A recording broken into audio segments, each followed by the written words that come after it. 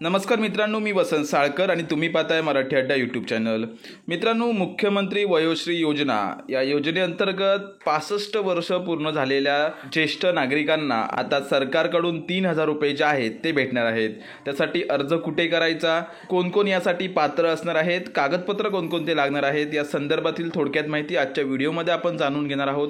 तत्पूर्वी चॅनलवरती जर तुम्ही मित्रांनो नवीन असाल तर चॅनलला आताच सबस्क्राईब करून ठेवा. असे नवनवीन माहितीचे व्हिडिओ मित्रांनो तुम्हाला आपल्या चॅनलवरती पाहायला भेटत असतात.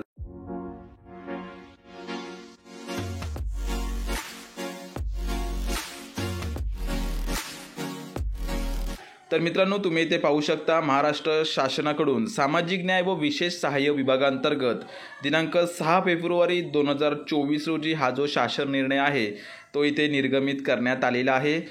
तर मित्रांनो, शासन निर्णयानुसार तुम्ही इथे पाहू शकता 65 वर्ष वय व त्यावरील ज्येष्ठ नागरिकांना 3,000 रुपये जे आहेत ते इथे मुख्यमंत्री वयोश्री योजनेअंतर्गत देण्यास या शासन निर्णयाद्वारे मान्यता देण्यात आलेली आहे. या योजनेअंतर्गत मित्रांनो, पात्र लाभार्थ्यांना त्यांच्या वैयक्तिक आधार संलग्न बचत खात्यामध्ये थेट हस्तांतरण म्हणजेच DBT प्रणालीमार्फत ही जी रक्कम आहे ती जमा केली जाणार आहे.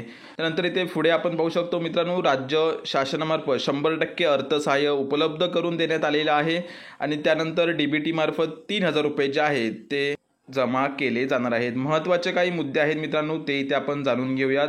त्यानंतर तुम्ही इथे पाहू शकता आता योजनेसाठी पात्र कोण असणार आहे.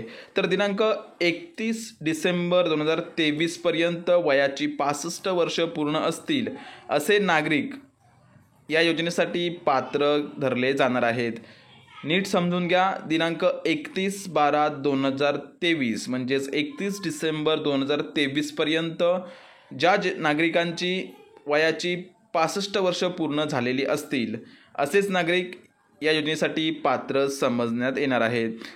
आता या योजनेसाठी कोणकोणते कागदपत्र तुम्हाला लागणार आहेत ते पुढे आपण पाहून घेऊयात. तुम्ही पाहू शकता योजनेसाठी आवश्यक कागदपत्रे: आधार कार्ड किंवा तुमचं मतदान कार्ड लागणार आहे. त्यानंतर राष्ट्रीयकृत बँकेची बँक पासबुकची झेरॉक्स तुम्हाला लागणार आहे.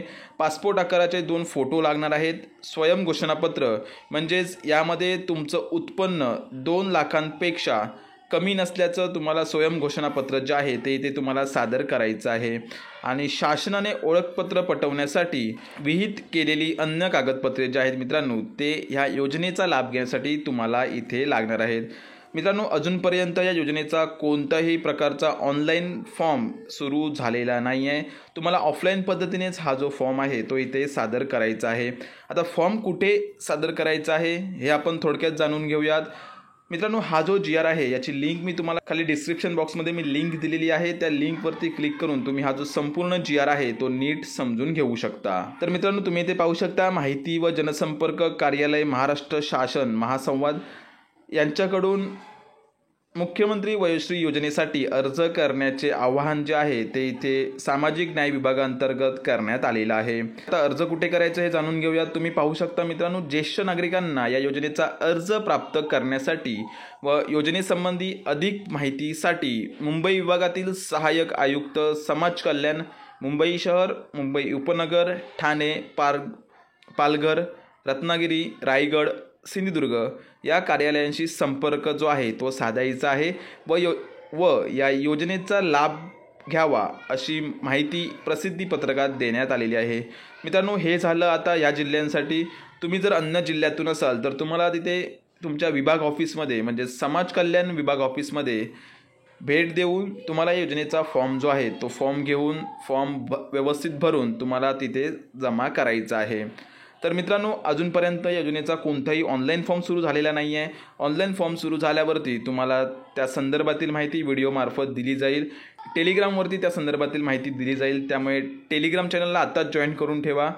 आशा करतोय की व्हिडिओमध्ये सांगितलेली माहिती तुम्हाला मित्रांनो आवडली असेल. व्हिडिओ जर तुम्हाला आवडला असेल तर व्हिडिओला लाईक करून जास्तीत जास्त लोकांपर्यंत शेअर करा, जेणेकरून त्यांनासुद्धा मुख्यमंत्री वयोश्री योजनेची माहिती भेटून जाईल. धन्यवाद.